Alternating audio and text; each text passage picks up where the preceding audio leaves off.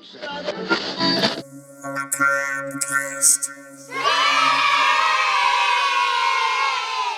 on the loose and he's dancing with the mummy. Deep from the bowels of the Macabre Theater Laboratory, we bring you Macabre Cast. Doc Mark and Karis, the Little Mummy, here to bring you another episode of Macabre Cast, where we'll be dropping R's where they belong and adding them where they don't. Welcome back, Karis. Welcome back, regulars, newbies. Welcome, worshippers. Get out of here. Hey, Doc, what did the skeleton say to his girlfriend? I don't know, Karis. What did the skeleton say to his girlfriend? Please tell. Will you marrow me?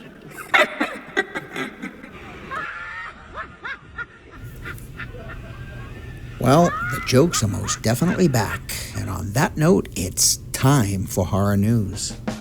Life's river shall rise, she said, open only the strong shall survive, she said, but I'm feeling quite weak, she said.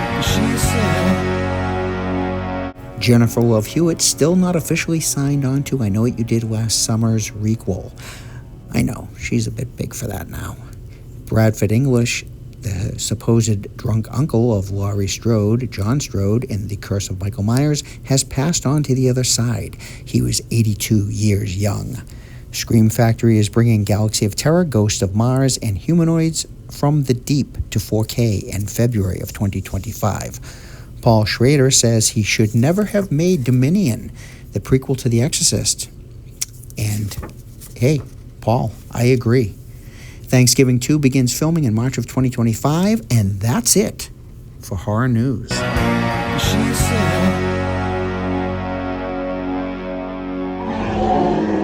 And Brownie agrees. Brownie, the corpse-sniffing dog.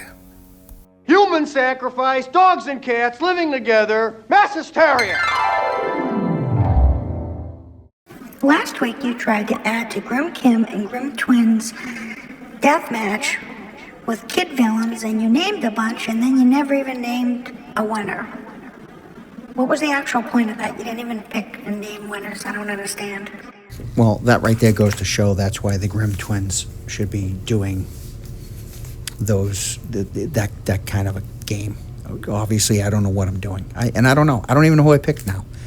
I have no idea. So, that's why they handle that kind of stuff. I can't handle things like that, apparently. So, but I do have here, I wanted to put out some more favorite VHS covers because I have a few more of those that I wanted to put out there. First up is a real pip and a perfect example of a great cover, terrible movie is Night of the Zombies. Soldier deserters, they're out looking to find them. They stumble upon a world domination plot, and it's an awful movie.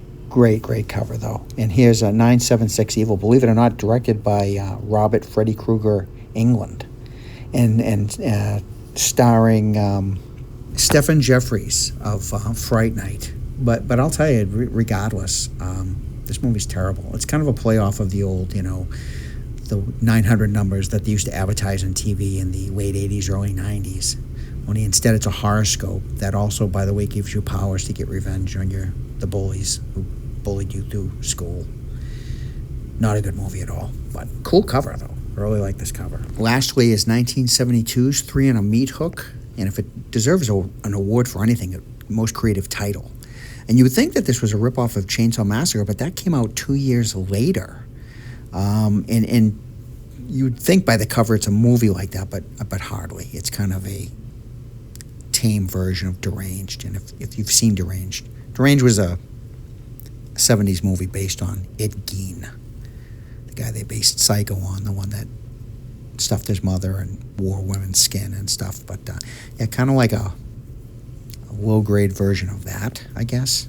And most copies are really grainy and terrible. But and not that this is a good title, but this is an infamous one, and I guess really sought after video cassette, worth a lot of money now. I have it.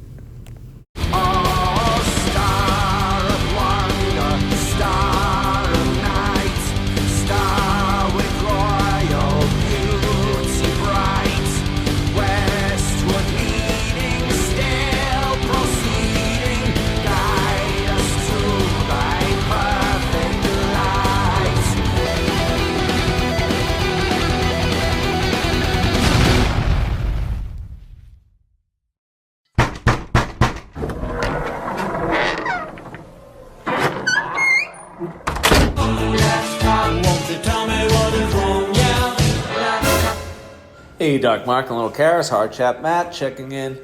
And Dark, I think at this point, I've knocked down the door a few times. I busted the doorbell. I've even broken a window. I'm going to try the bulkhead if I don't get an answer soon. But I'm thinking you guys should probably just make me a key to the joint so I can always get into the Macabre Theater when I have exciting news to share. And as always, it was another super exciting episode this week. Dark, congratulations on an unbelievable streak of terrific episodes. Every Monday morning, I look forward to listening to the latest episode. But I do have to make a clarification. I want to be on record as saying the only Chucky movie that I actually really enjoy is part 1. The rest of them I could take or leave. But Child's Play 1 is definitely sentimental value for me. First horror movie I saw in the movie theaters. Other than that, the rest of them, man. Hi, I'm Chucky, and I'm your friend to the end. Heidi-ho. Scary Larry, excellent choices for your foreign language movies. And I would go so far as to say Dog Soldiers might as well be in a foreign language. Those accents are so thick, it's almost impossible to understand the soldiers, but that is an excellent flick. Grim Kim and Grim Twin, excellent bracket, and you definitely picked the right winner. There was no way Damien wasn't coming out on top of that one.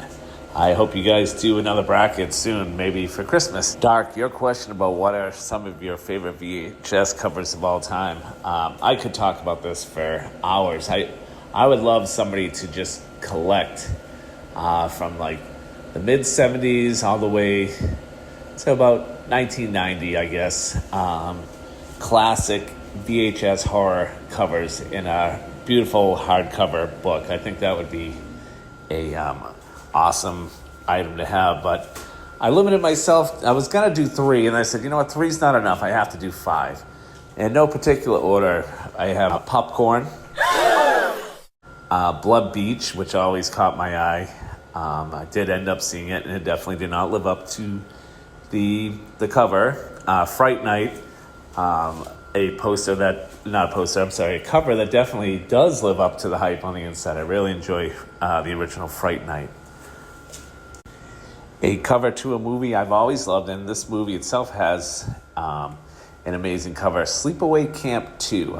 As much as I love the cover to the original, Sleepaway Camp 2 with Angela, played by Bruce Springsteen's sister, I believe, carrying a knapsack with Freddy's glove and Jason's mask, always was a cover that I would always stare at. And then, speaking of staring at covers, nothing caught a young horror chat's attention more between the ages of 9 and say 12 than the cover to Ants. Then I ran out. I didn't grab no shoes or nothing, Jesus. With Suzanne Summers. It was a movie I always wanted to rent, but I did not have the guts to ask if I could rent that just because of the cover. And while this is not on the VHS cover, I have to mention a poster. Maybe in some markets it was actually a VHS cover.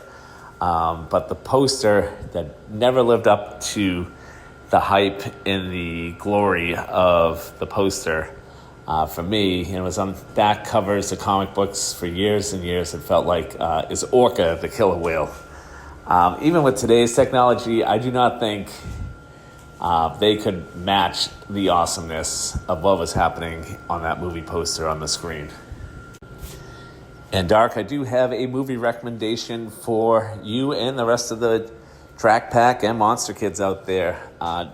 Do your best to go into this one blind. Check out Strange Darling.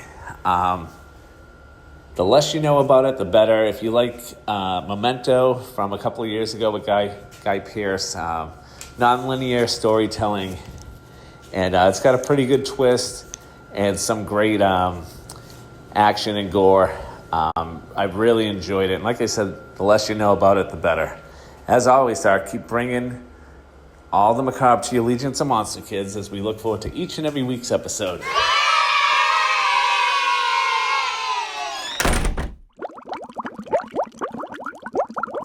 Are you giving Hard Chat a key? No, he's not getting a key. Towers, come on. All his favorite VHS covers his favorite ones have chicks on the cover. Did you notice that? Well, I don't know about that, but I don't think he gave Blood Beach a chance. I mean, maybe I don't know how it would play now, but I saw that as a kid. My uncle at the drive-in, him and his girlfriend, and some elements of it were quite frightening. I'll never forget in the beginning, a rapist has something bitten off by whatever is in the sand, and they find it. The next day, a kid's running around, waving it around, going, "Look what I found, look what I found." Yeah, so there's that. Yeah, let me run out and see that. Dino De Laurentiis. Now, we've talked about him before. He was the big producer in the 70s, 80s, probably even before that, I'm sure. And he used to put his name, gigantically over things like King Kong and whatnot, Conan. So after the success of Jaws, the first thing he did was he called his people, and he wanted to know what the great white's natural predator, what was the one beast out there in the ocean that could take on the great white shark and destroy it. And, of course, they came up with orca. This was his way of coming up with something more terrifying. Of course, it didn't even touch the success of Jaws. It just looked like a pale comparison, like a copycat, really. But I enjoyed it. It really wasn't a bad film. Its biggest problem is from the very beginning, it tells you that the humans are the bad guys. After what they did to this whale's spouse and unborn child in the beginning, which was horrific. But, they were the bad guys from the beginning, whereas in Jaws, everyone was just an innocent victim. And the shark had to die. The shark was the bad guy. So that was probably a big problem there, too. But I did like Orca. But all in all, Hard Chat, thank you as always. What a great collection of VHS covers you brought forth. I enjoyed it and hope to hear from you soon.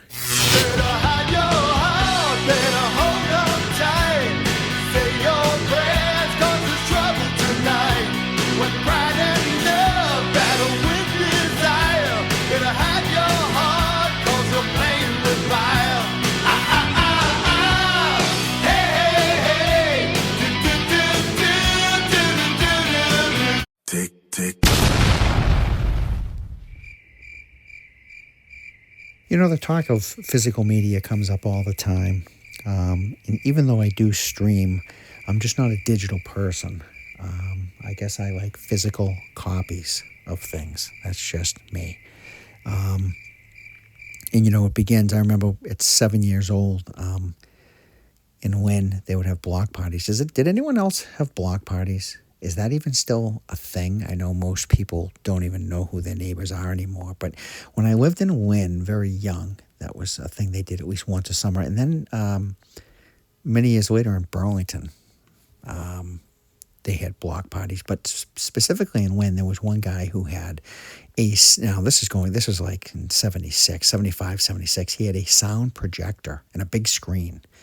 And, you didn't get the whole movie back then. They were the 8mm, 35mm, whatever these were. You got like pieces of the films, not the whole film. And at the end of the block party every summer, that was the best part. It would start to get dark. There would be all these chairs set up for the kids, the little kids. And they would show pieces of House of Frankenstein, House of Dracula, Abbott and Costello Meet the Mummy. And again, there were only scenes from these movies. The original Wolfman. And it would always end. I remember they would always save Disney's Beauty and the Beast, when the prince fights the dragon at the end. Every year he would end it that way. And I remember my mom saying, they just have so much money they don't know what to do. And I don't think it was that. I don't think they had any more money than my parents had. It's just people like to spend their money in different ways. My parents went on vacation all the time. We would go away, and then when I was older, they would just go. And this guy was into movies, and he was into entertainment. I would have done, been buying the same stuff, and I do buy the same stuff this guy was buying. Of course, you couldn't leave this guy alone with couldn't leave him alone with your wife because he just couldn't be trusted. And the only reason I knew that is because, as you know, parents of the 70s and 80s, they discussed and talk about anything around kids. There was no subject that was taboo.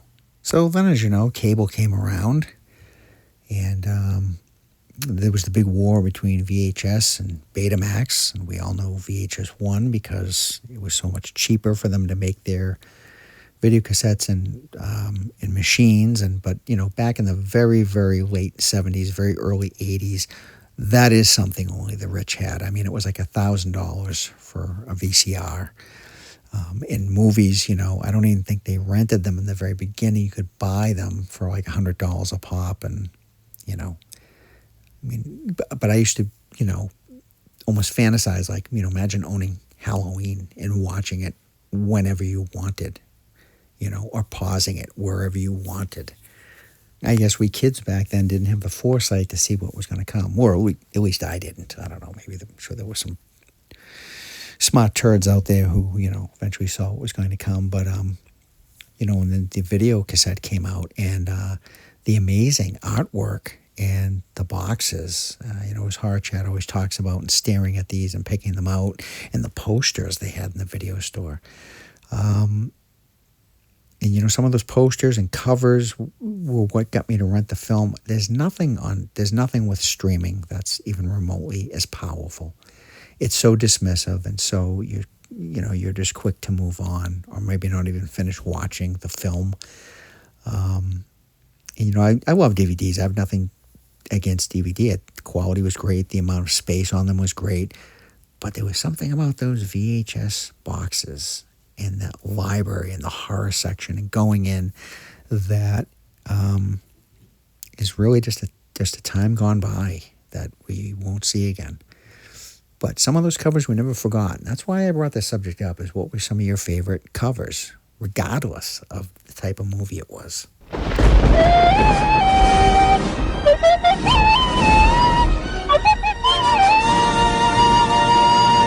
Horrible mention. This week's horrible mention is Elves from 1989, directed by Jeffrey Mandel and rated PG-13. A young woman figures out that she is the prime focus of a selective breeding and summoned elves in an attempt to create a race of supermen. Her and her friends are trapped in a department store with an elf, and their only chance of survival lies at the hands of a loose cannon Santa Claus. What an absolute trash heap this film is. There is no redeeming quality,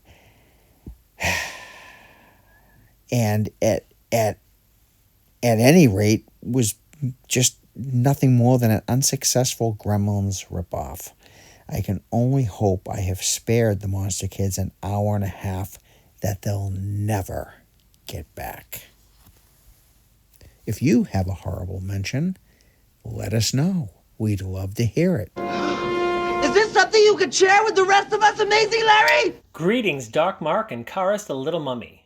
Scary Larry here, and this week I'm giving you 3 of the worst Christmas horror movies I've had the displeasure of sitting through. In no particular order. Number 3, Christmas Bloody Christmas. The U.S. Defense Department has spent over $1 trillion on the latest robot technology, and they decided to put the latest defense technology into robot Santas. What could possibly go wrong? I mean, besides sitting through this absolute dud of a movie. 2, It's a Wonderful Knife. It's a play on the Jimmy Stewart classic, only this one involves a girl stopping a serial killer, but still isn't happy with her life and wishes she was never born. Toss in Justin Long in what has to be his most obnoxious role to date, even surpassing the character he played in Barbarian. It's like he graduated from the William Shatner School of Overacting. And 2016's Red Christmas, starring D. Wallace Stone. A young woman has an abortion, and 20 years later it shows up at Christmas time, having survived, and wages war on her entire family. Pure, unadulterated trash. Dark Mark always ends my segment with, Scary sees it so we don't have to. These three have earned that catchphrase. I lost IQ points with all three of these. Now to the Grimm twins. Here is my Evil Kids bracket and my ultimate winner. So we're going to take on Luke, a character from the movie Better Watch Out, will be a future Christmas one I'll be reviewing, and Henry, the good son. Bracket 2, Ellie from Let the Right One In versus Abigail from Abigail. Isaac, Children of the Corn versus Damien from The Omen 2. And finally, the last setup, Gage from Pet Sematary versus Jennifer, Don't Go to Sleep.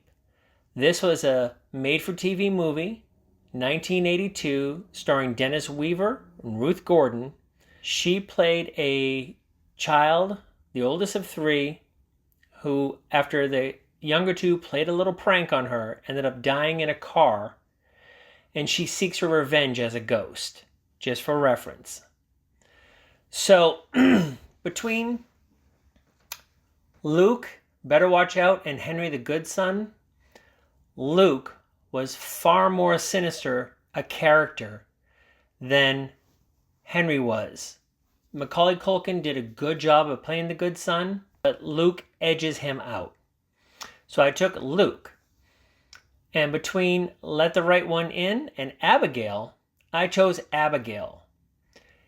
Ellie was trying to survive, and she did end up protecting the young boy, but Abigail was diabolical in how she took out all her father's competitors and enemies. So I gave the rub to Abigail.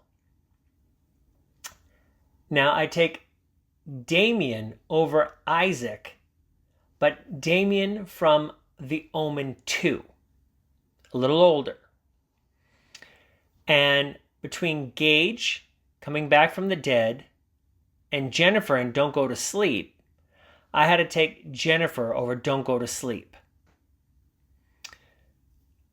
Final two, I took Luke from Better Watch Out and Damien from The Omen 2. Now,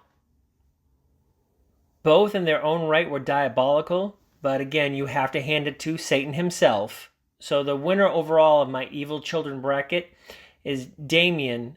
And the only reason I choose The Omen 2 over The Omen was I feel that in The Omen, the original, Damien was just the vessel. He hadn't quite learned exactly who he was. In The Omen 2, he had figured out as a very young teen exactly who he was and what his upcoming mission was. So I have to give the nod as a winner to Damien from The Omen 2.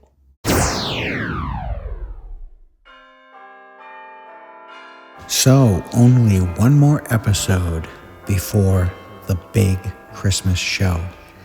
And I implore to all of you monster kids, and especially the Drac Pack, don't forget about the big Christmas show. Make sure you play a part in it. Share your Christmas memories, Christmas horror memories, or just drop by to say hello to the big Christmas show. Remember, be good to yourself. This is Dark Mark signing off. See you soon. I hope. This is a Macabre Theater production.